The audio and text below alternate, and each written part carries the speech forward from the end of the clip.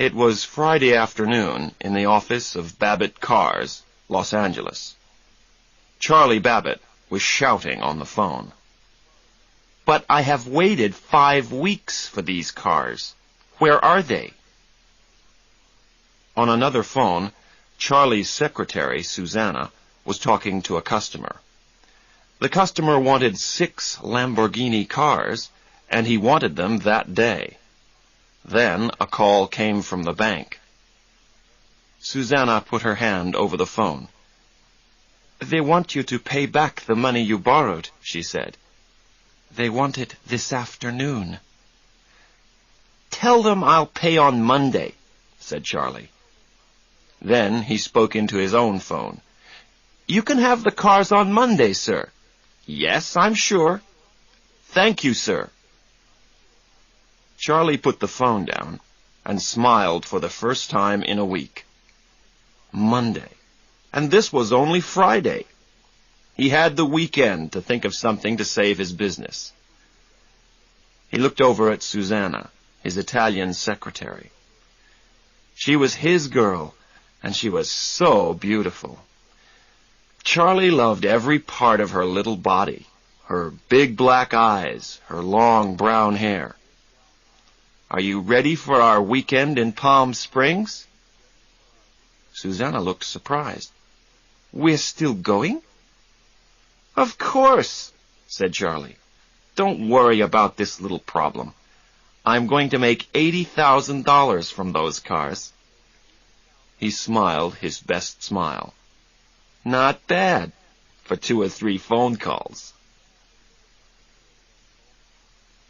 They were driving through the desert when a call came through on Charlie's car phone. "Mr. Babbitt?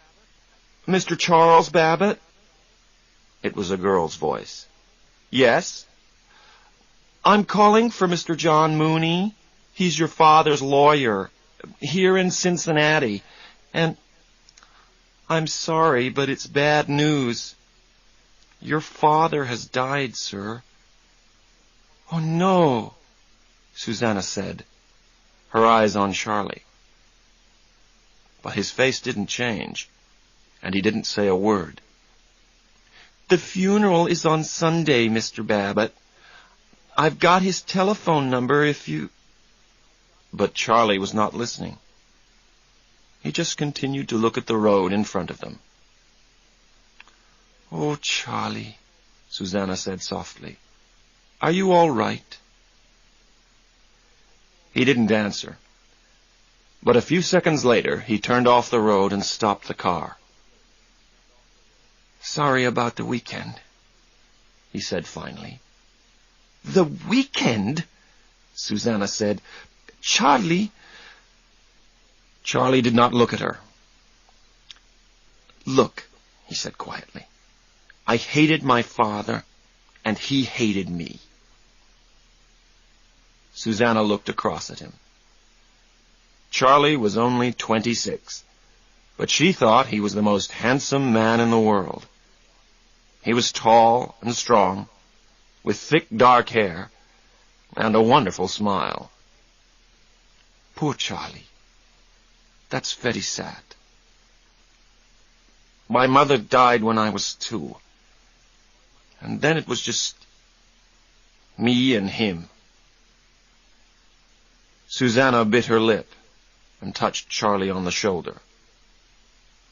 "What happened?" Charlie was silent. Then he said, "Nothing I did was ever good enough for him." "I'm going with you to the funeral," Susanna said suddenly. Charlie smiled. "That's nice," he said, "but you don't need to." "I want to go," Susanna said. Charlie looked across at Susanna. "I forgot who I was talking to," he said, with a small, sad smile. Chapter 2.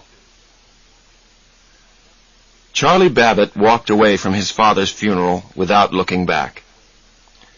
Getting into the car beside Susanna, he said, "We're going to stay in Cincinnati another night, okay? There's something I have to do before we go." Charlie started the car. "Where are we going now?" Susanna asked. "East Walnut Hills." Walnut Hills is the richest part of Cincinnati. All the houses are big and very expensive. Charlie parked the car in front of one of the largest, most expensive houses in Walnut Hills, Sanford Babbitt's house. "This is my father's place," he said. Susanna got out of the car. "Is this where you lived when you were a boy?" she asked, her eyes wide, full of questions. "Yeah, but I left when I was 16, Charlie said. He picked up the suitcases and carried them towards the house. "I had no idea you came from all this," Susanna said. This was a Charlie Babbitt that she didn't know. But Charlie wasn't listening. He put the suitcases down and walked towards a car that was in front of the garage. It was a 1949 Buick Roadmaster. It was light blue, and everything about it was perfect. "I've always known this car," Charlie said in a quiet voice, "but I only drove it once." Near the garage was a flower garden with some wonderful roses. "Someone must water those roses," said Susanna, who loved flowers. "They're all dying." "I hate those roses," Charlie said suddenly. Susanna looked at him in surprise, but Charlie was already opening the front door. Later that afternoon, Charlie and Susanna were looking round Charlie's old bedroom. "You know that car in front of the garage?" Charlie asked suddenly. "It's beautiful." "My father loved that car. The car and the roses. The Buick was his car, and I could never drive it. But one day I borrowed it to drive my friends round town." "What happened?" "My father telephoned the police. He knew I had the car, but he telephoned the police and said, 'Someone has stolen my car.'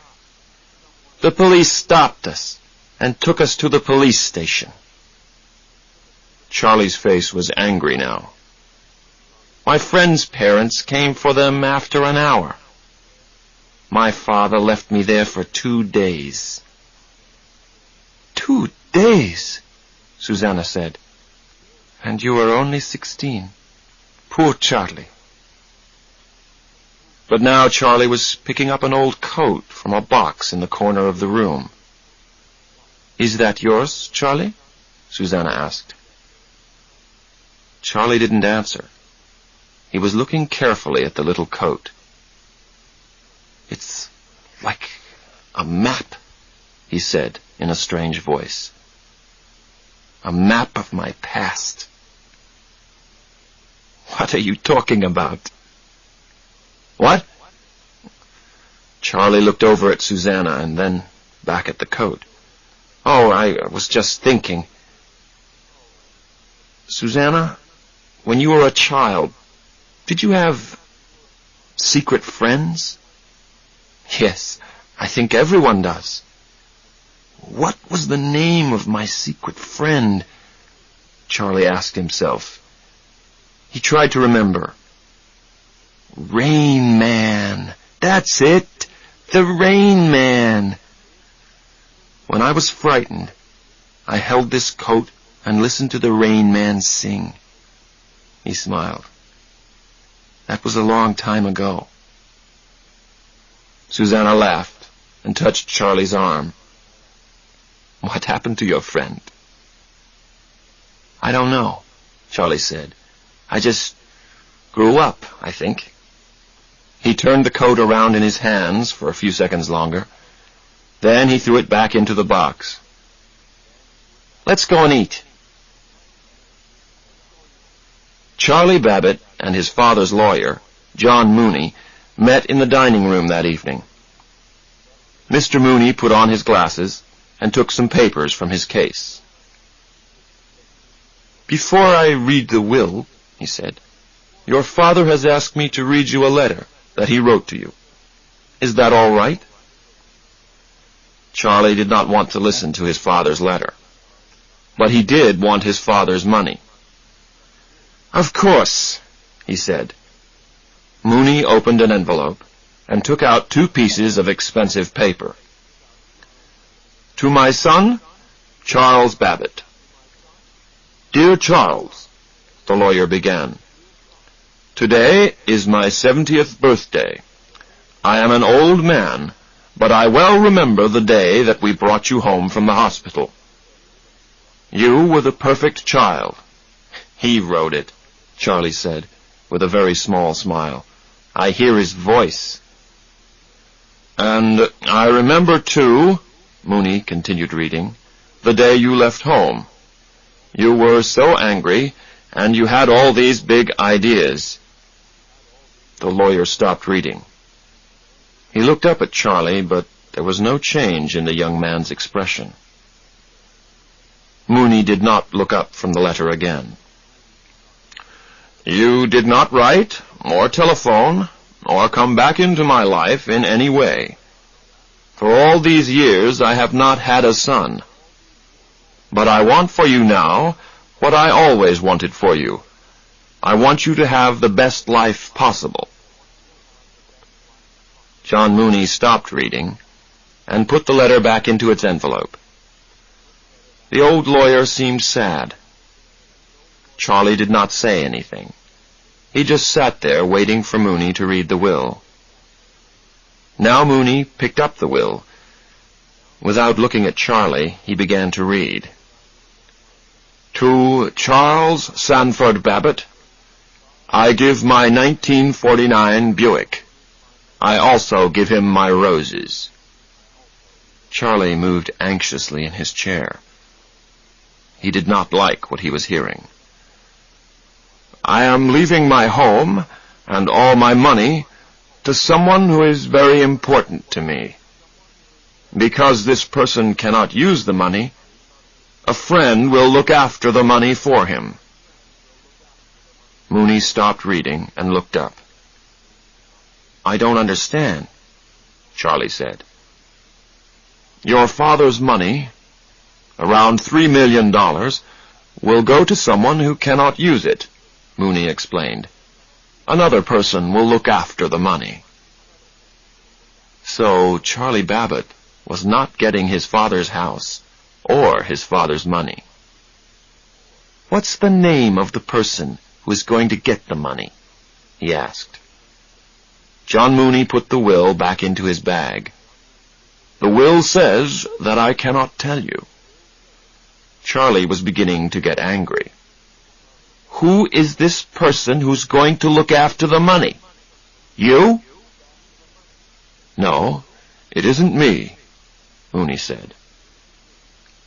The old lawyer stood up and picked up his hat. "Who is it, then?" "I'm sorry, Charles," Mooney said. "I'm your father's lawyer. I can't tell you." He walked towards the door and then turned to face Charlie. "I'm sorry, son. I can see that you're upset, but—" "Upset?" Charlie jumped out of his chair. "I get an old car and some roses? Wonderful! And this man without a name, Charles, this secret person gets $3 million? Charles Sanford Babbitt. You want to be his son for 5 minutes?" Charlie shouted. "Did you hear that letter? Were you listening?" Charlie was so angry he could not continue speaking. "Yes, sir, I was," John Mooney replied, looking at Charlie straight in the eye. "Were you?" Chapter 3. Charlie wanted that $3 million. It was his money. But first, he had to know who was looking after it. Next morning, he went to his father's bank and talked to a woman there. He smiled his beautiful smile and lied to her. 5 minutes later, he had the name and address that he needed in his pocket. Dr. Walter Bruner of Walbrook Home, Ohio. With Susanna next to him, Charlie drove the Buick out of Cincinnati. It was a hot July day, and they had the roof of the car open. On both sides of the road were the Ohio hills. "This is beautiful," Susanna said. "Where are we going?" "We're going to see a Dr. Bruner," Charlie answered. He did not say another word. 20 minutes later, Charlie slowed the car down and turned to the left. The new road was very narrow. On both sides there were big trees. "This is the place," he said. "Walbrook Home." "But why have we come here, Charlie?" Susanna asked. "It's something about my father's will," Charlie said. "It won't take long."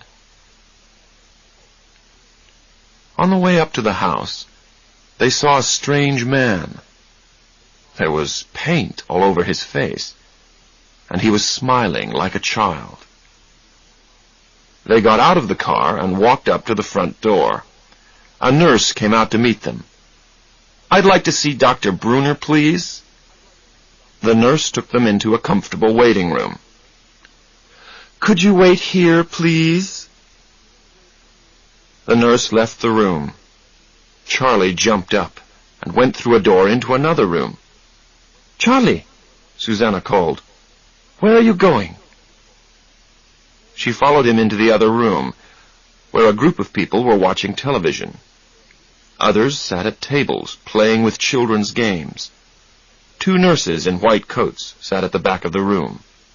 Nobody spoke. "I don't like being here, Charlie," Susanna said. "It isn't right. Let's go back to the waiting room." Dr. Bruner was a big man.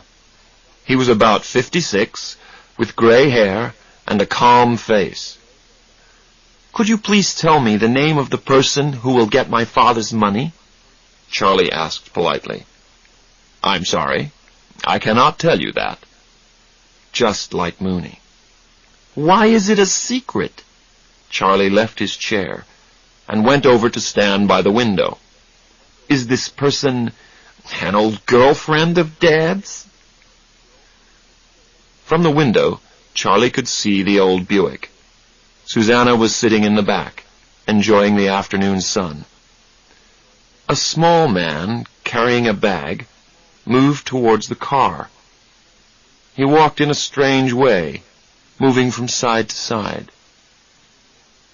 "Mr. Babbitt, I knew your father from the time you were 2 years old," Dr. Bruner said softly. Charlie turned. "The year my mother died," he said quickly. "Yes," said Bruner. "Now, the will names me as the person to look after the money. But this hospital and I get none of that money. I am doing this for your father." Charlie was beginning to feel very angry. To calm himself, he turned back to the window. The man with the bag was now standing next to the Buick. "And you want me to just forget about the money?"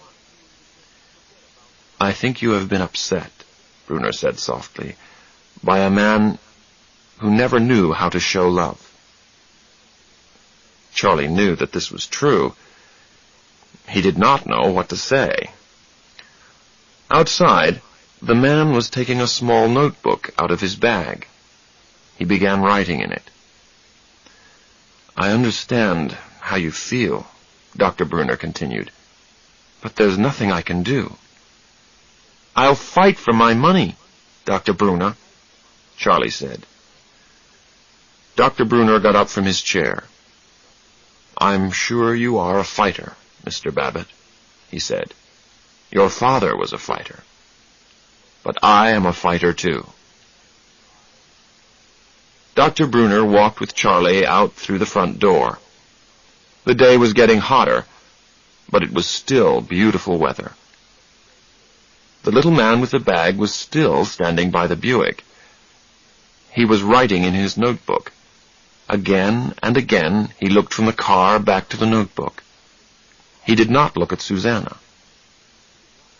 "Raymond," said Dr. Brunner, "go back inside." The man with the notebook was not listening. He continued writing in the notebook. Charlie walked past him and went to open the door. "Of course, this car is not white," Raymond said. He did not look up from his notebook. "This is a blue car now." Charlie looked at Raymond in surprise. He was a small man of about 40. He looked clean and tidy, with short hair and very ordinary clothes. What was a little strange was that there was no expression on his face. There was no light in his small black eyes, and no movement in his mouth. It was a face that was neither happy nor sad. Smiling, Charlie turned to Susanna. "You know," he said slowly, "this car was white. My dad painted it blue when I was very little. And, Raymond continued quickly to himself, it cost an arm and a leg." The smile left Charlie's face. "That's what my father often said. An arm and a leg. How does this man know that?" he asked. Charlie looked at the man called Raymond. Raymond looked up for a second. Then he looked at his notebook again. "You come with me, Raymond," Dr. Brunner said. "These people have to go." But Charlie was moving closer to Raymond. "Do you know this car?" he asked. A frightened expression came across Raymond's face. He looked at Dr. Brunner for help. "I don't know," he muttered. "Yes, you do know this car," Charlie said angrily. "Why do you know?" "That's enough, Mr. Babbitt," Dr. Brunner said. "You're upsetting him. You're—" "Charlie, please," Susanna said. Now Raymond looked from Susanna to Dr. Brunner. He began writing in his notebook and muttering to himself, "Babbitt, Charlie, Charlie Babbitt, Charlie Babbitt, 1961, Beechcrest Avenue." Charlie was astonished. "How do you know that address?" he asked. Dr. Brunner spoke quietly. "Because he's your brother," he said. "But I don't have a brother," the astonished Charlie said. "I never had a brother." Chapter 4. Charlie and Dr. Brunner walked through the flower garden and talked together. Susanna sat with Raymond, who was still writing in his notebook.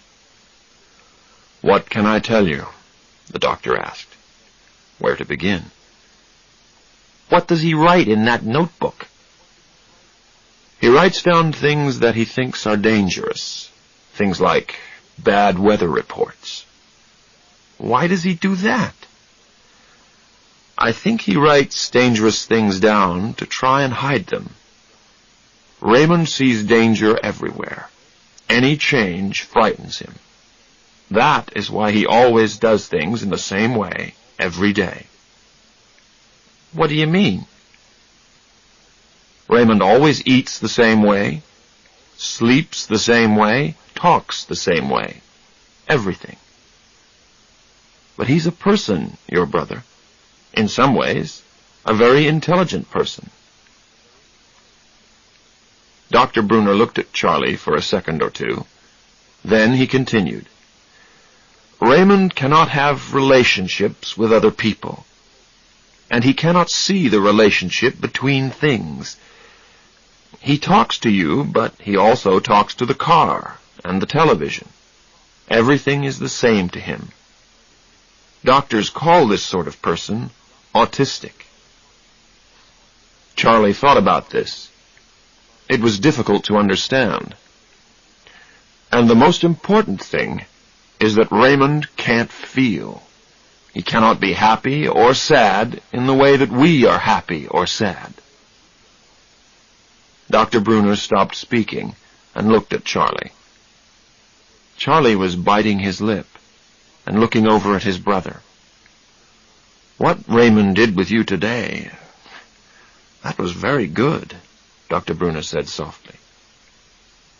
"Very good for a stranger." Charlie shook his head and laughed. "The world is strange," he said. $3 million. What's he going to spend it on? It was late afternoon. Charlie was walking with Raymond. Susanna waited in the car. She thought that Charlie was saying goodbye to his new brother. Charlie walked quickly towards the Buick. Raymond walked next to him. "This is Daddy's car," Raymond said. "It was white, but now this is a blue car." Charlie got into the Buick. "Get in, Raymond," he said. Raymond got into the car. "Charlie, wait a minute," Susanna said. "Where are we taking him?" "For a holiday," Charlie said. He started the car, and they drove away. Raymond looked back over his shoulder at the house that they were leaving. There was no expression on his face, but it was very clear that he was anxious. "Don't worry, Raymond," Susanna told him. "You're coming back." Charlie said nothing.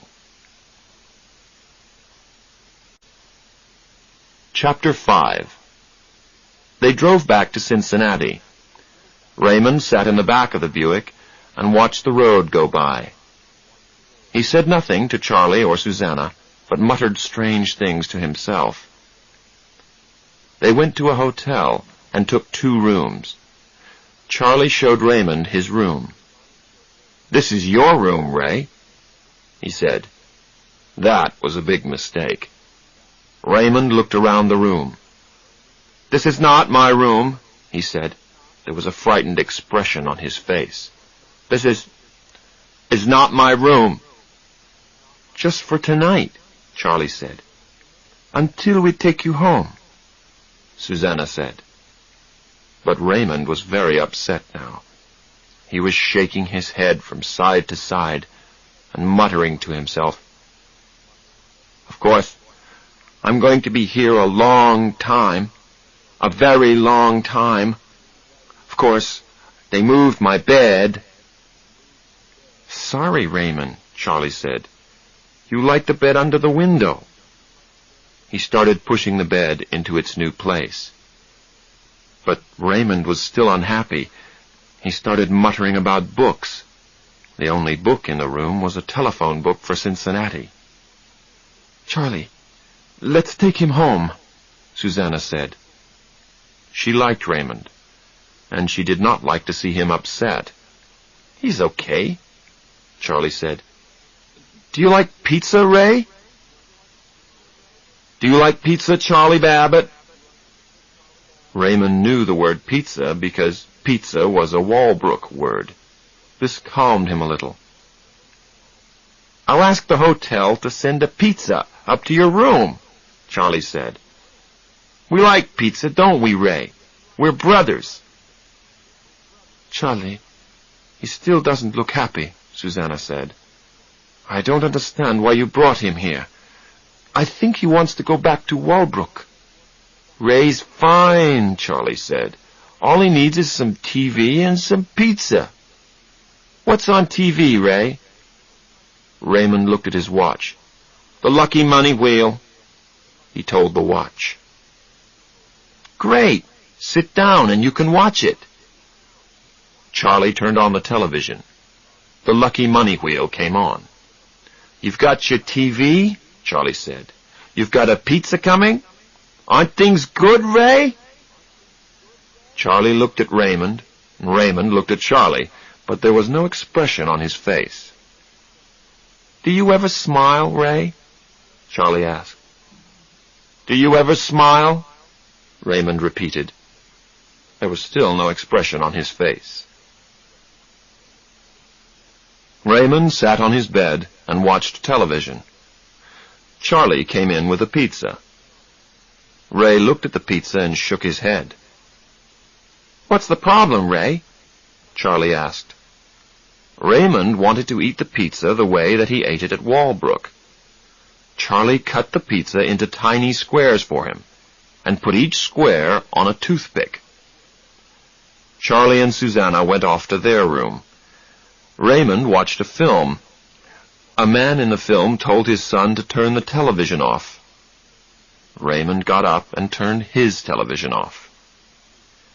Raymond continued to look at the television, but now there was nothing to watch.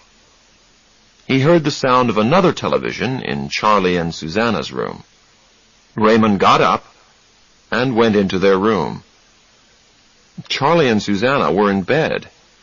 They did not see Raymond come into the room. Raymond sat on the end of the bed and watched the television. Susanna saw him first. "Charlie," she said in a quiet voice, "Raymond is sitting at the end of the bed." Charlie sat up and saw that Raymond was watching TV and eating pizza. "Raymond, what are you doing in here?" he shouted. "Get out!" Raymond got up and went back to his room. Susanna looked at Charlie with an angry expression on her face. "Go and talk to him," she said. "What for?" Charlie asked. "Because he's frightened," Susanna said. "He's never been away from Walbrook before. You've upset him." Charlie got angry. "Raymond is not going back to Walbrook," he said. "He has to learn how to live in the real world." Susanna was astonished. "What do you mean, he's not going back to Walbrook?" Charlie looked away from her and bit his lip. "I took Raymond," he said quietly, "and I'm keeping him until I get my money." Susanna's eyes widened. "What money?" she asked. "Dad left Ray some money. A lot of money." Money. Now Susanna was beginning to understand. "How much money did your father leave Raymond?" she asked angrily. Charlie looked away again. "He left him his house and all his money," he said. $3 million. Susanna muttered some angry words in Italian and jumped out of bed. Then she picked up her suitcase from the floor and threw it open. "What are you doing?" Charlie asked. "I'm leaving you, Charlie." She was coldly angry. Now Charlie was astonished. "Why?" he asked. Susanna pushed her things into the suitcase and pulled on her coat. "Because you've kidnapped your brother for money," she shouted. "I have not kidnapped him. I just want my money. What's wrong with that?" "Everything," Susanna shouted. She looked at Charlie for a second and shook her head. Then she picked up her suitcase and moved towards the door. When she got to the door, she turned and looked at Charlie again. "I did love you, Charlie," she said sadly. "But you are not the man that I thought you were."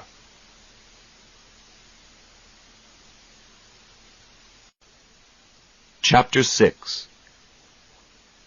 The next morning, Charlie took Raymond to have breakfast in a cheap restaurant near their hotel. A pretty waitress came to their table. "Good morning," she said. Raymond read the girl's name on the front of her dress. "Sally Dibbs," he said suddenly. 460192. Sally Dibbs was astonished. "How do you know my telephone number?" she asked. Charlie was also astonished. He looked at Sally and then at Raymond. "How do you know her number, Raymond?" he asked. "A telephone book," Raymond muttered. "In the hotel. A telephone book." "You read the telephone book?" Charlie said. He turned to the waitress and laughed. He remembers things, he said. Then he asked Raymond what he wanted for breakfast. "This is Tuesday," Raymond said. "Breakfast is coffee and cakes." "That's fine," Charlie said to the waitress. "We'll have coffee and cakes." The waitress went to get the food. Suddenly, an anxious expression came across Raymond's face. "Where are the toothpicks?" he asked. "We don't need toothpicks for cakes," Charlie said. Raymond shook his head from side to side. "Where are the toothpicks?" he repeated. "Where are the toothpicks?" Charlie closed his eyes and counted to 10. "All right, Raymond," he said. "I'll get you some toothpicks. But I'm also going to make a phone call. I want you to wait for me here." Charlie was on the phone. "Dr. Bruner, this is Charlie Babbitt." Dr. Bruner was silent for a second. Then he asked calmly, "Where are you, son?" "That's not important," Charlie said. "What is important is who I'm with." "You have to bring Raymond back, Mr. Babbitt," the doctor said. "Yes, I will," Charlie said. "When I get my $1.5 million, sir. All I want is my half of the money." "I can't do that, Mr. Babbitt. You know I can't." Charlie turned to watch Raymond. He wasn't at their table. Then he saw him. Raymond was looking all round the restaurant. He still did not have his toothpicks.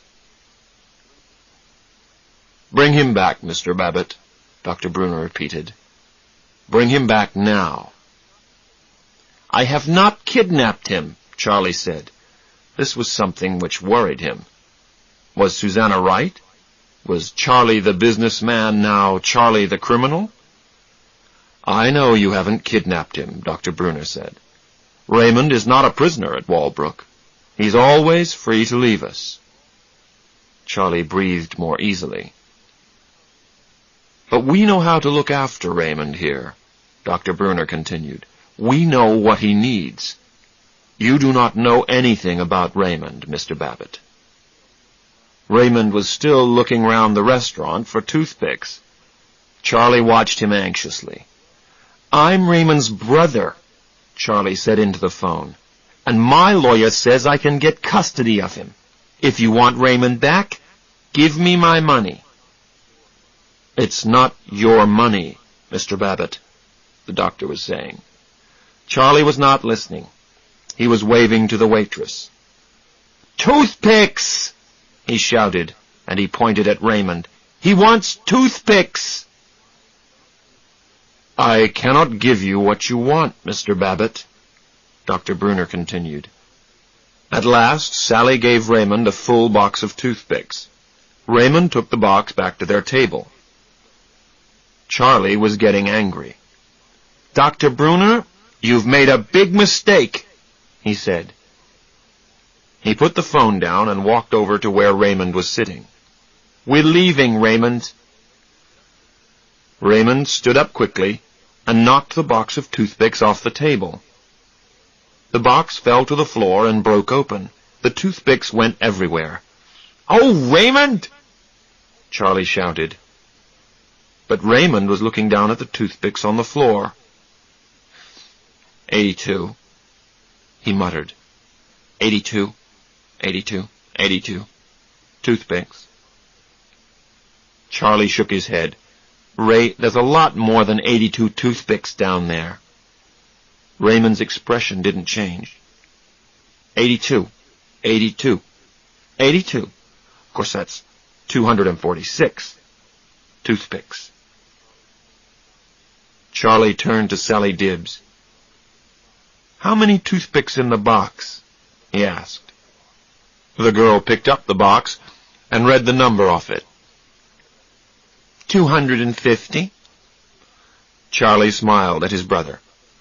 "That was very close, Raymond," he said. "Come on, let's go. We're going to the airport. I have to go back to Los Angeles."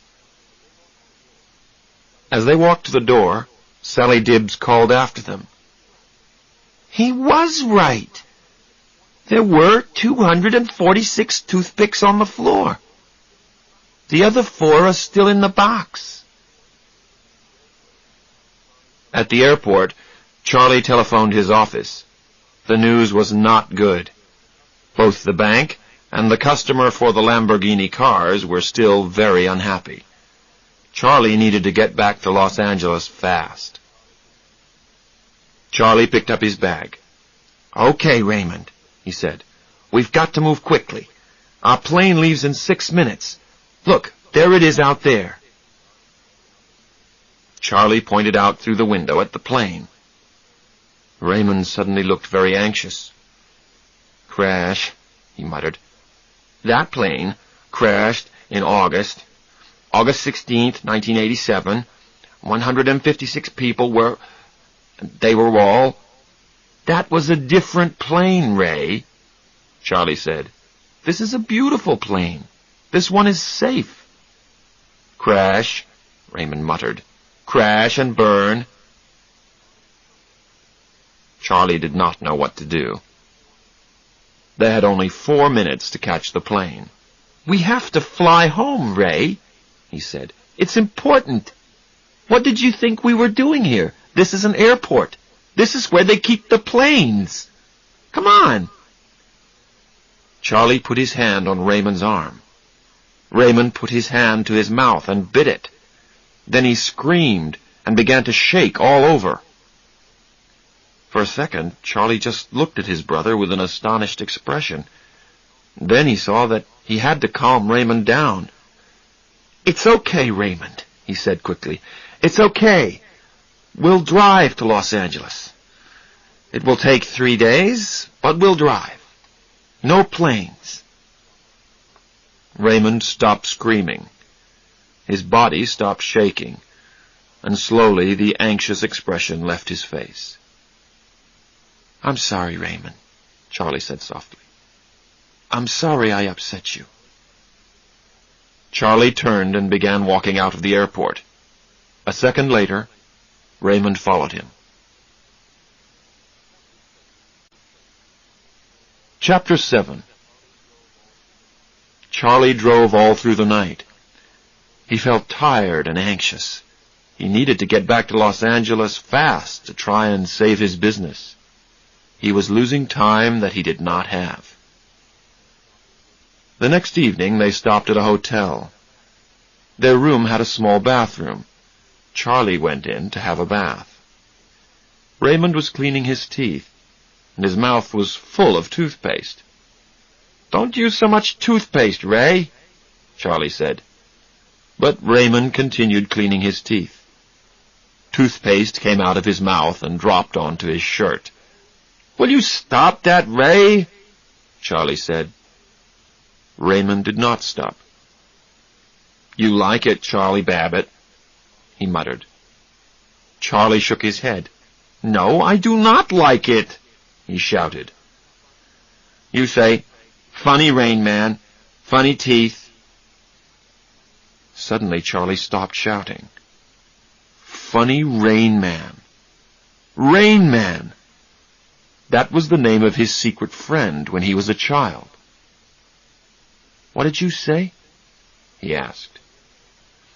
"You can't say Raymond," his brother said. "You're a baby.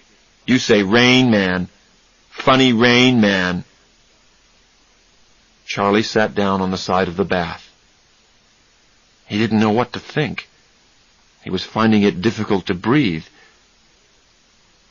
"You? You're the Rain Man?" Charlie said finally. Raymond put his hand in his pocket and pulled out an envelope. He opened the envelope and carefully took out a small photograph. Charlie took the photograph and looked at it. A young man of about 18 was looking at the camera, but not smiling. He was holding a baby in his arms.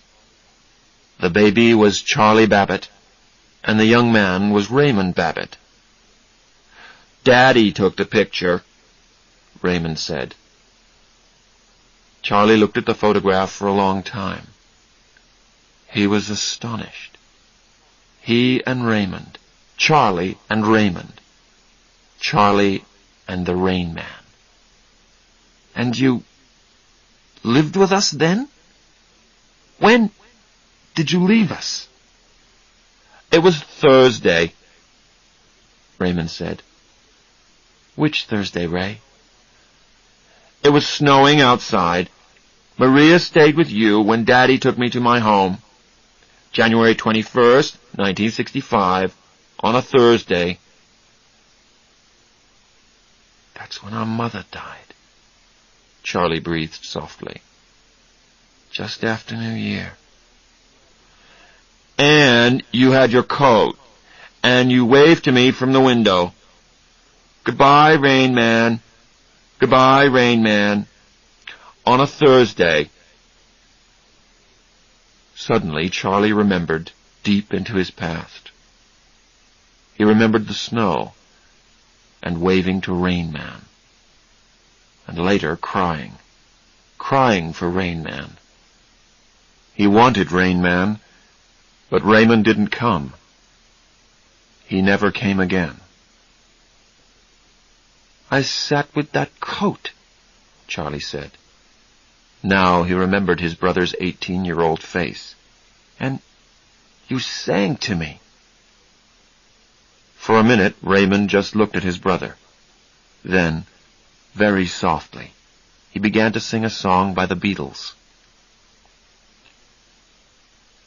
When Raymond finished singing, Charlie moved closer to him. Then he said, "I remember I liked it when you sang to me." But Raymond was cleaning his teeth again. Charlie picked up the photograph and muttered something about how nice it was. Then he put it down on the side of the bath and turned on the water. Suddenly Raymond began to scream, "No! No! No! No!" Charlie looked up and saw a terrible expression on his brother's face. Raymond was looking down at the water. "It's burning him!" he screamed. Quickly, Charlie turned off the water. He remembered it all now. His brother giving a 2-year-old boy a bath that was too hot. Sanford Babbitt screaming, "He's burning Charlie! He's going to kill him!" That was why his father sent Raymond to Walbrook. That was the end of the relationship between Charlie and Rain Man. And poor Raymond remembered it all. "It's okay, Ray," Charlie said softly to his brother. "It's okay, man. I didn't burn. I'm fine." It was late. Raymond was sleeping on one of the 2 beds in the hotel room. Charlie lay on the other bed and smoked a cigarette. He felt very tired and very sad. He needed someone to love. Someone who loved him. He needed Susanna. Charlie pulled the telephone towards him. "Hello?" "Hello, it's me, Charlie," he said softly. There was no answer. I just want to hear that our relationship is not..." Charlie waited for Susanna to say something. When she still did not speak, he said, "I'm frightened that it's finished between us." Finally, Susanna spoke. "Don't ask me today, Charlie.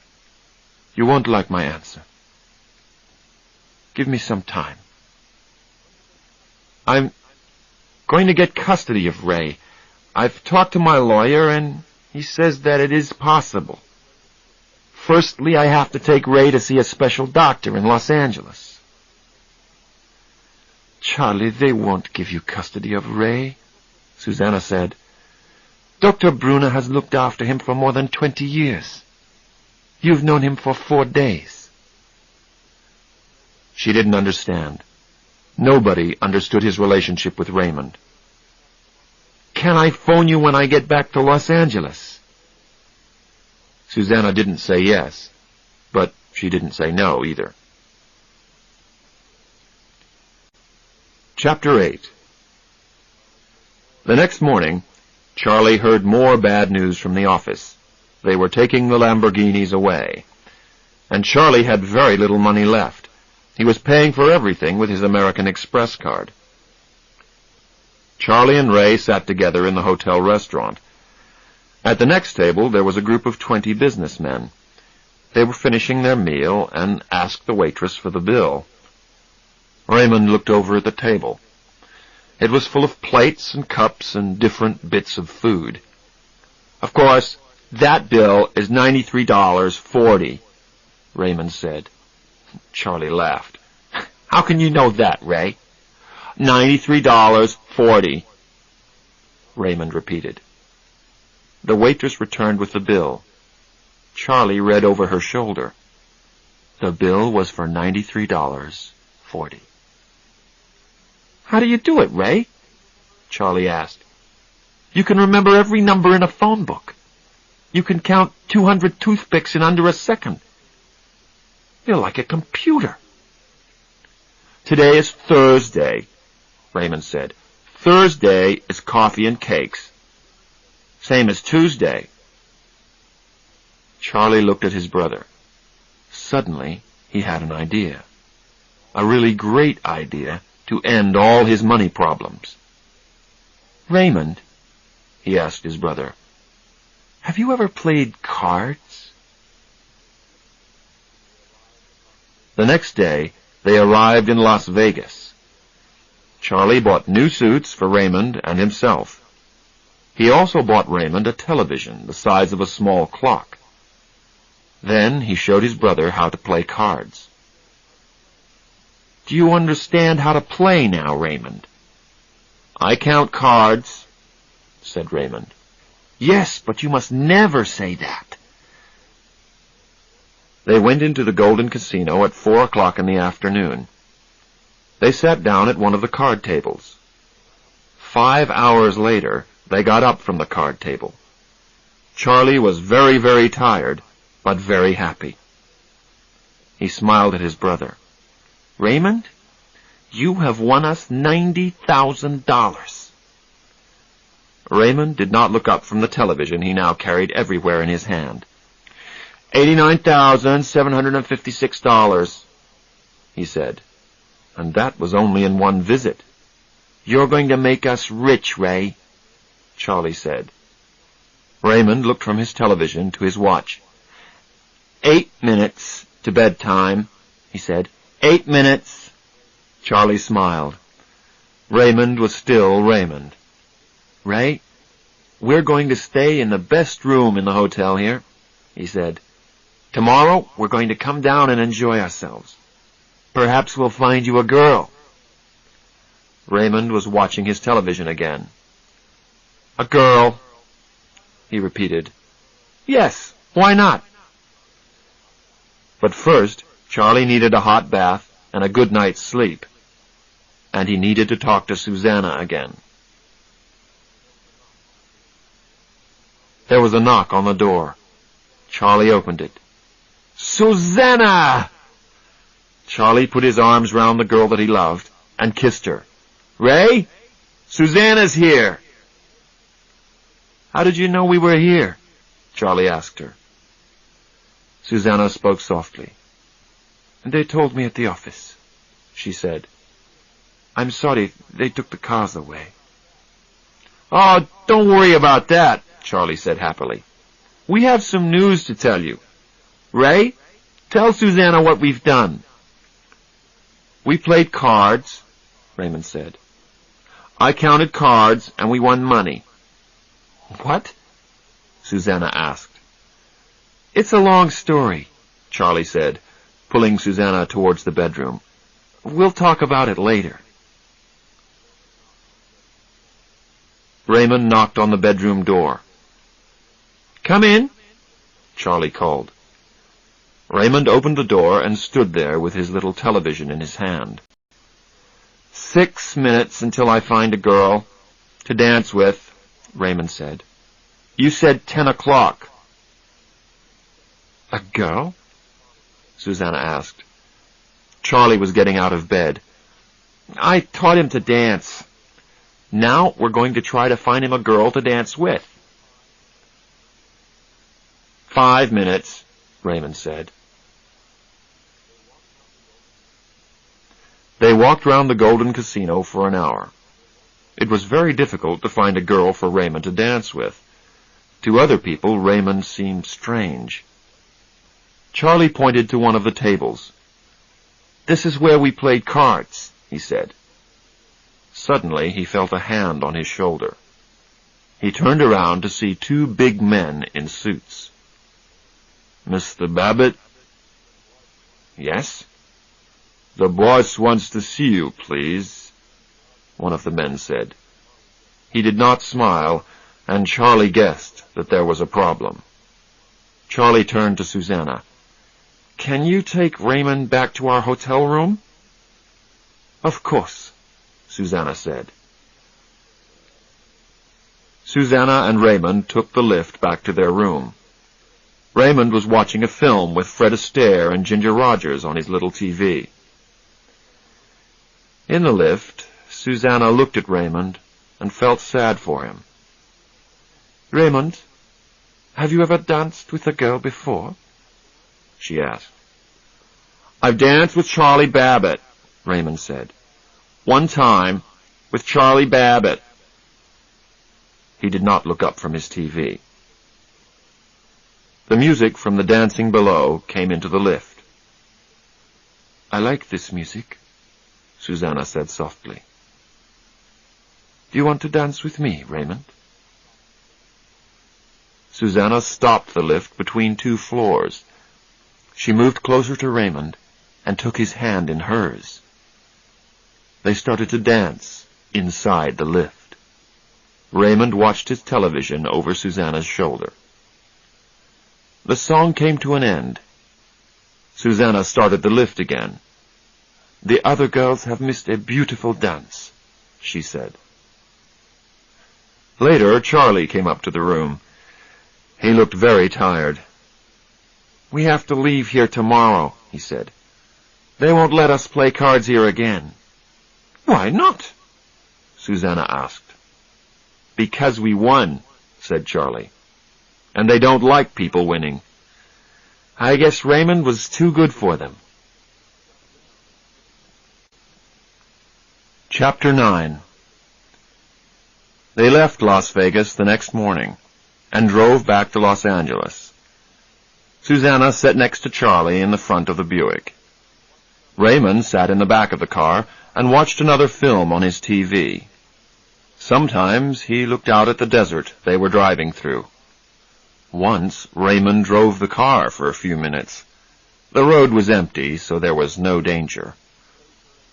I'm a very good driver, Raymond said.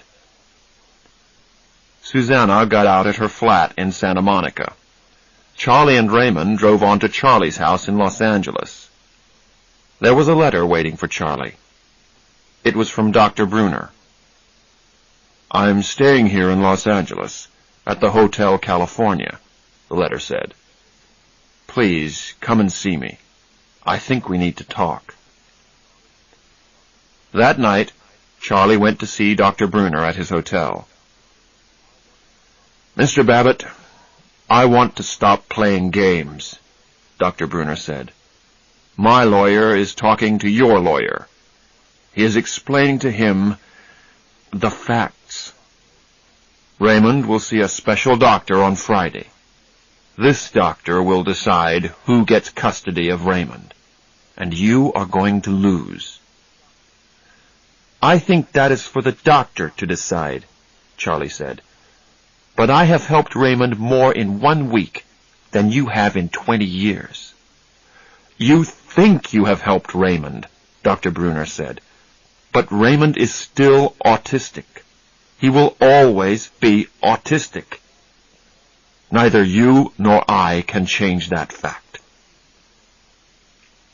Charlie turned to go. I'll see you on Friday, Dr. Brunner. Don't you understand, Charlie? Dr. Brunner called.